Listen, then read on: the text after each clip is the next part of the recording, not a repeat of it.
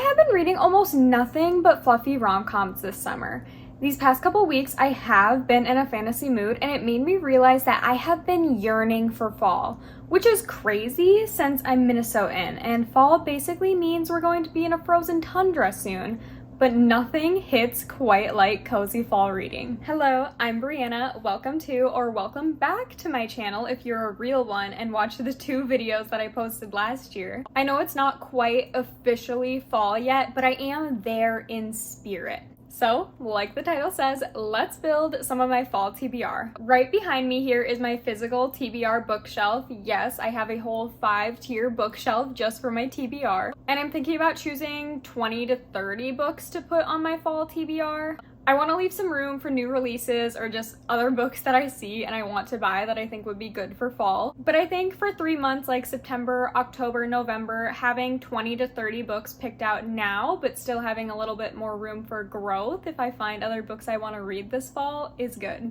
I recently ordered a bunch of books, so these are all going on the fall TBR.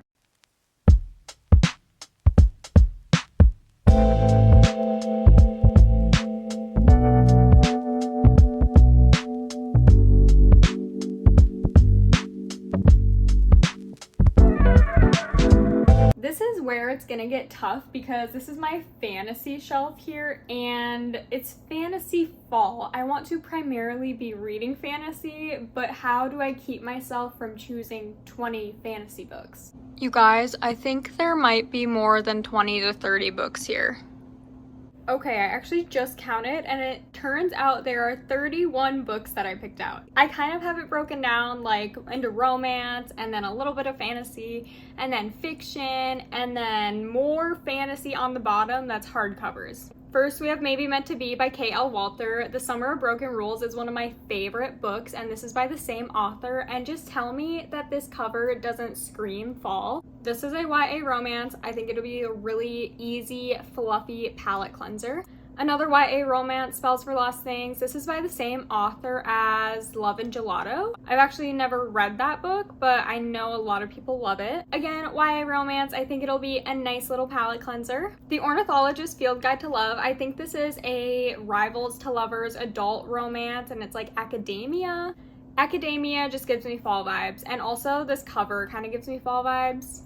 Love and Other Conspiracies. This is an adult paranormal romance, if you couldn't tell by the cover. Payback's a Witch by Lana Harper. Witchy rom-com, exactly what you need in the fall. And Emily Henry actually has a blurb on the front. It says, a sexy, funny, charming romp of a novel that scratches that witchy autumnal itch just right. So if Emily Henry loves it, I have to love it, right? Happy Medium. I think this is gonna be a funny rom-com where she's like a con artist pretending to be a medium. I don't know, sounds so good and like a fluffy palette cleanser. Haunted Ever After. I think she moves into a haunted house and he kind of helps her investigate that. So cute. The Fake Mate by Lana Ferguson. This is a werewolf paranormal romance. Again, perfect for the fall and Halloween vibes. And lastly, for romance, well, this one might be a little bit more fiction, but romance in it is The Dead Romantics. I love Ashley Poston so much, and this one is where he's dead, but they're dating somehow. I don't know. It sounds so fun, and I seriously can't wait to read this. Also, this gets like 100 points for the floppiness because that's crazy. Now onto some fantasy. Fable and Namesake. I actually started Fable earlier this year and got like halfway through, but I think I'm just gonna restart it because I wasn't really in the fantasy vibe then. But these are YA fantasies, kind of like pirate themed. It was fun, but like I said, I just was not in the right mood for it when I started it. The Prison Healer. This is another YA fantasy book. This is the first in the series, and I've heard nothing but amazing things about this book. An Ember in the Ashes, another series that I want to start. Small Favors by Erin A. Craig. House of Salt and Sorrows by Erin A. Craig is one of my favorite YA fantasy books ever. So House of Salt and Sorrows is more of a gothic, creepy fantasy book, but I think this one's supposed to be a little bit cozier, but still slightly dark aspects to the book. Kingdom of the Cursed and Kingdom of the Feared. I read Kingdom of the Wicked last year and never got around to finishing the series, but now I definitely want to do that, probably in October. Two Twisted Crowns, another series that I started last year but didn't finish because I read it in fall and then the season went by and I was like, I don't want to read these books that seem so fallish, not in the fall. So I'm very excited to finish the One Dark Window duology. Storied Life of AJ Fikry, this is just a fiction. I think the main character is trying to save his bookstore and it just seems so cozy to curl up with this fall.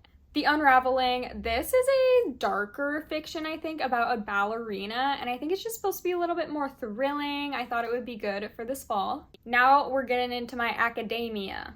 I want to reread A Tale of Two Cities. I have not read this in, gosh, I don't know, like 6 or 7 years, but this is my favorite classic and I really want to reread it. Another more modern classic is A Secret History. This is very much academia. So like I said, fall just gives me academia vibes. And The Scarlet Letter, I have this gorgeous edition of it. Now finally into the hardcover fantasy, the last section of this TBR.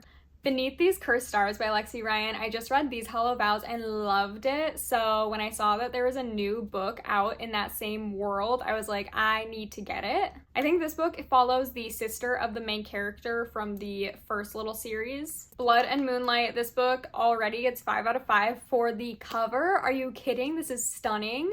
I think this is supposed to be like a fantasy murder mystery. Heartless Hunter, she is a witch, he is a witch hunter. True enemies to lovers, and I am here for it. I've been seeing everyone hyping up this book so much, and I was like, I'll just save it for the fall, and I finally have it, and I'm so excited to read it. Sweet Nightmare, now let me tell you why I am intrigued by this book, is because way back when it first came out, Entangled Publishing posted a picture of it on Instagram, and they were like, this mixed with Five Nights at Freddy's equals this book.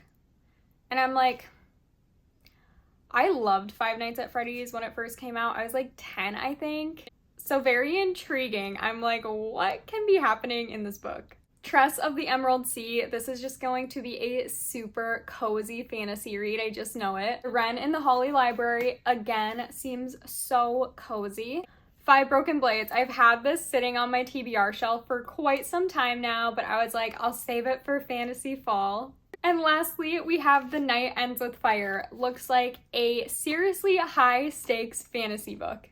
Honestly, guys, I like to go into a lot of my books blindly because I feel like the synopsis on the backs of books always gives away way too much plot. But I hope some of these look interesting to you and you might add some of them to your fall TBR as well. Now, I better get to reorganizing my TBR bookshelf because she looks like a mess right now. Make sure to check out my link tree down below if you want to catch me anywhere else on the internet, and I will see you guys in the next video. Please make sure to like this video if you enjoyed it and subscribe if you want to see more of my content.